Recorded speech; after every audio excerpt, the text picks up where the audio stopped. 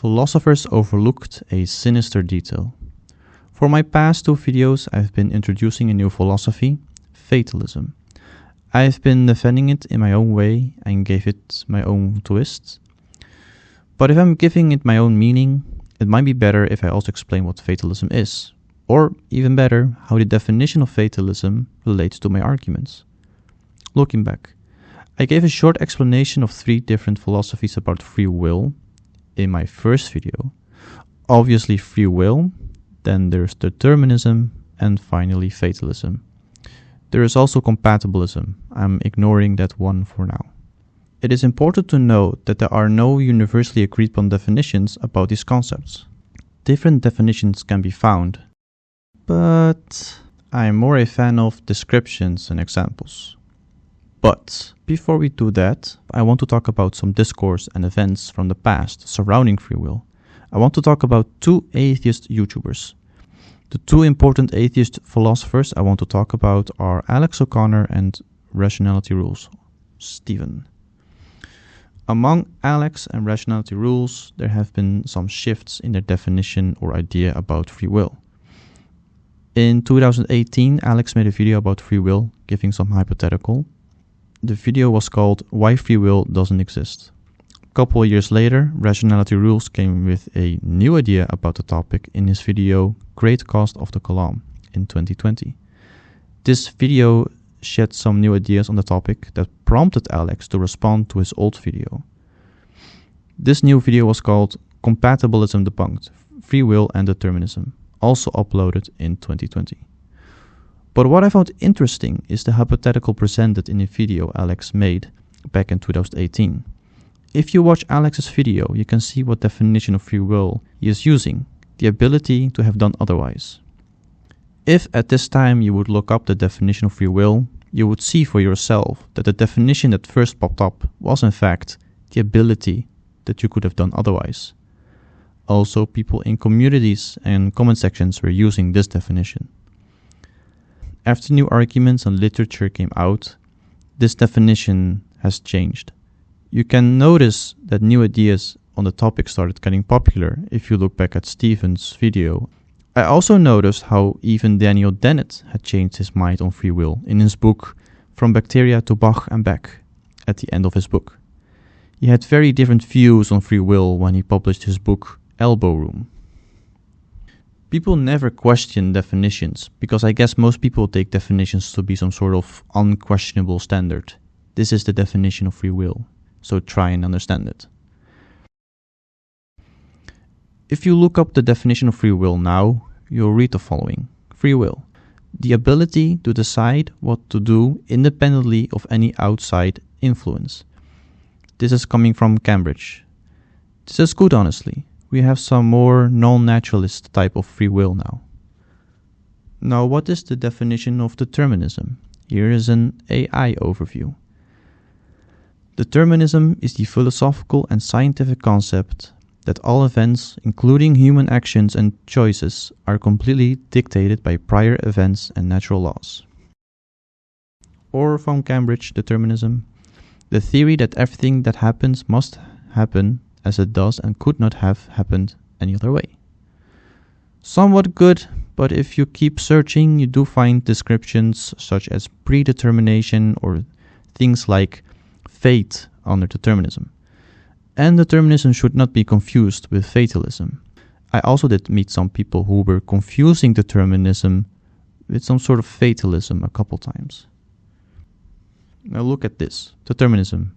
B. A belief in predestination. Or this. What is determinism in simple terms?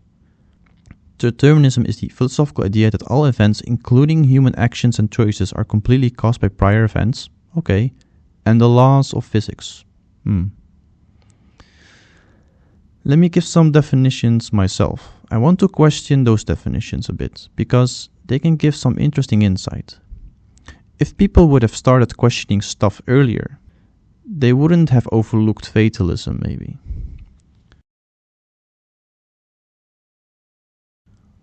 Definitions. Now, I'm not a fan of literal definitions and prefer descriptions more, but let me give some definitions of the concepts now. It'll make the explaining easier. You can think of free will and determinism as concepts that are about metaphysics. For free will, no external factors play a causal role in determining people's decision, also called non-naturalism. Determinism is the idea that external factors do play a causal role in decision-making, called naturalism. This is better because saying that natural laws predetermine our decisions seems more like fatalism to me. You don't need to believe there are natural laws in the universe in order to believe in determinism. But I understand why you would do this. Now, what is fatalism? It can be viewed as something more zoomed out. Whereas with determinism, you're looking at individual decisions and how external causes affect a decision. If you look at the bigger picture and take a tree of different decisions, you could say that all those decisions end up in the same outcome. This is fatalism. With fatalism, different decisions will lead to a similar outcome. Looking back at what I've talked about in my last 2 videos, if you're talking about wealth and getting rich, then taking different ventures like, let's say, crypto, investing, being an influencer, having a startup, doing dropshipping, getting a promotion, all those options will lead to the same outcome. Those decisions will fail if you were not rich enough to even begin with. What I've argued before is that if you inherit wealth from your parents, that wealth predetermines the outcome of your life. Freedom. I want to turn back to the videos I've talked about earlier a bit. After this naturalist idea of determinism started becoming popular, it got people into more discussion. If external factors affect our decisions, then how do people think of different options in their mind?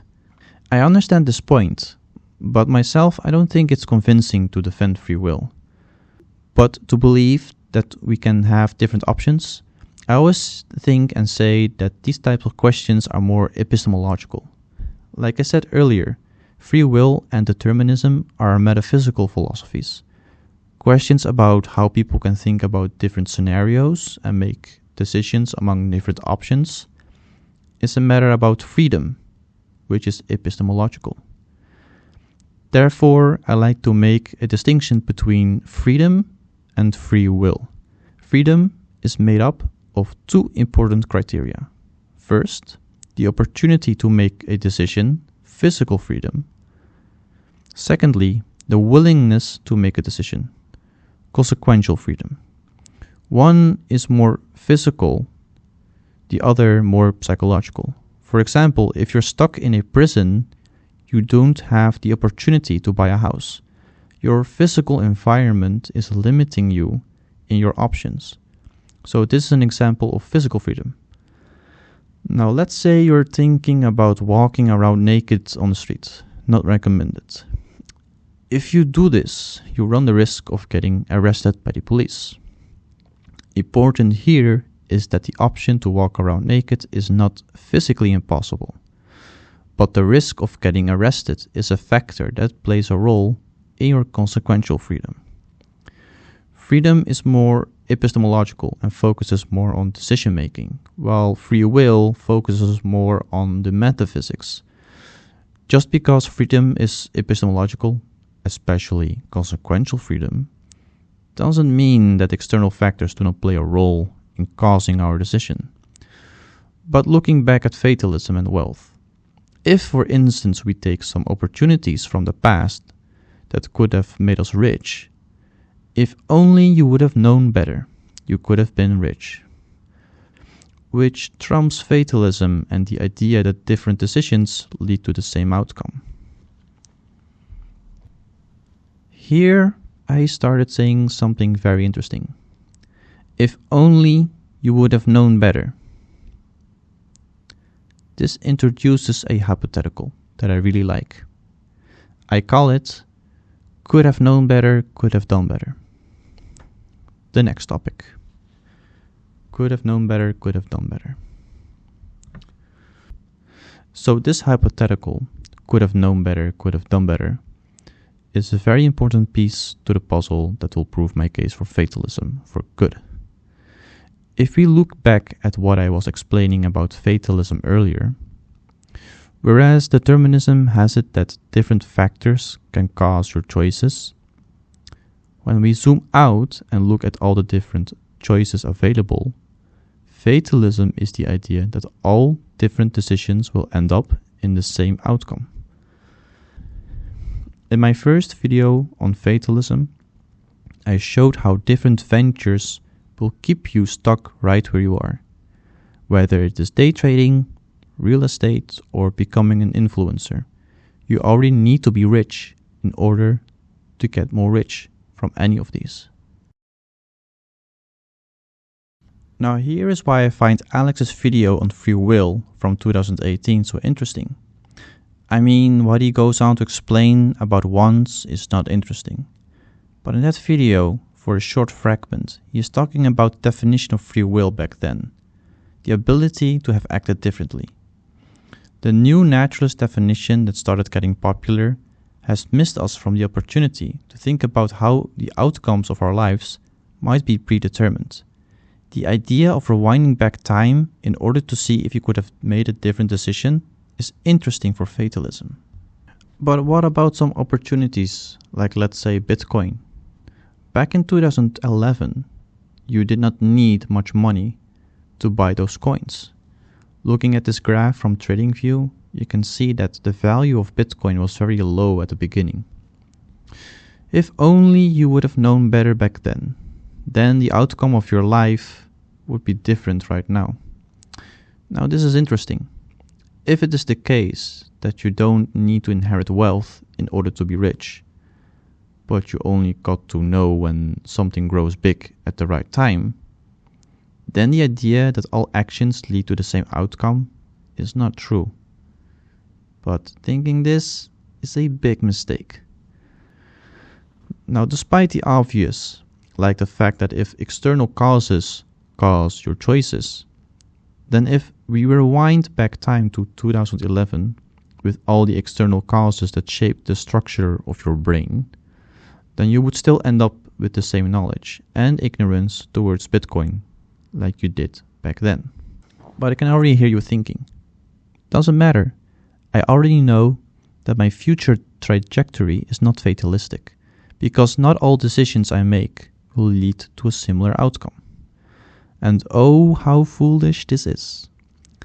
This thinking leads to big risks. The thing is that if we reflect back on the past, about past opportunities and why we missed out on them, we can see that it wasn't shortage of capital that prevented our opportunity. It was because of the fact that we were too ignorant or not brave enough. You may believe that it is mindset that is withholding you from big opportunities. And I will tell you now that this is a big mistake. Debunking, you could have known better. I don't disagree that if you would literally rewind back time and could get to keep the knowledge you possess now, your life would have ended up differently. It is more about the false conclusion from this hypothetical, namely that someone might believe they can turn their life around from just a shift in mindset. I want to present two counter-arguments to the could have known better criteria from my freedom concept.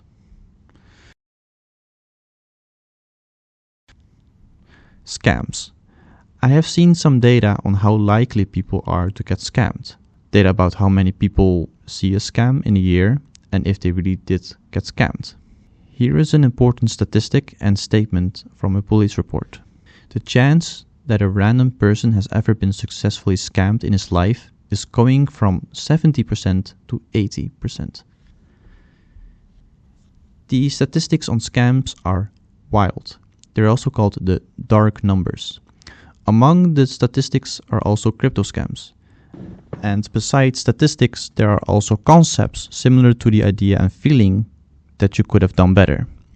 If you feel like you have missed out on opportunities like the Bitcoin in 2011 and are considering to do crypto, then experts have a name for it and they call it crypto FOMO. which is the fear of missing out on crypto opportunities.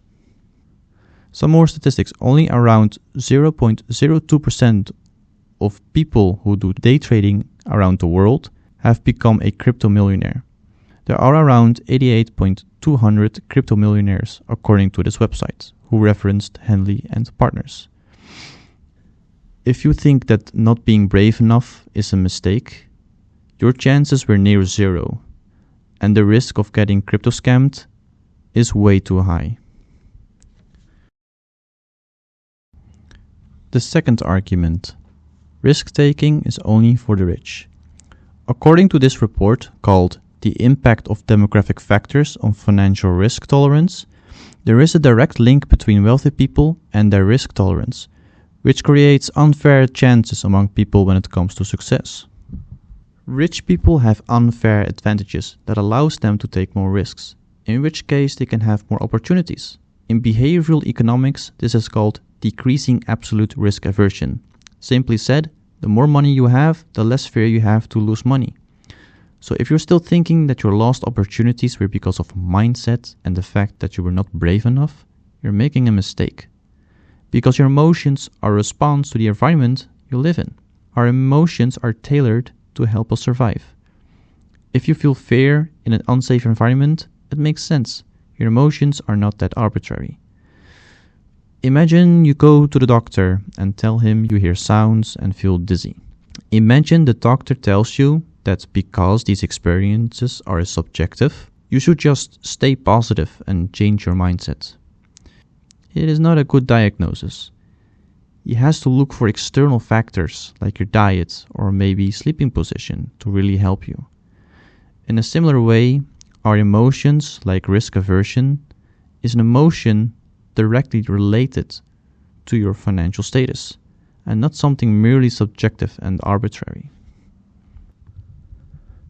Conclusion: if you think fatalism is false because your future trajectory can still be changed by taking a particular important decision, because looking back into your past, it was merely since you didn't know any better back then, this is a clear mistake, because 1. Your chances of success are way too low, the risks to get scammed way too high, and if you think you're simply not brave enough, you fail to realize that your risk aversion is a personality trait related to your financial status. Risk-taking is for wealthy people, and they mostly inherited their wealth. Therefore, financial success and luck was predetermined from the start. Fatalism. Thanks for watching, and until next time.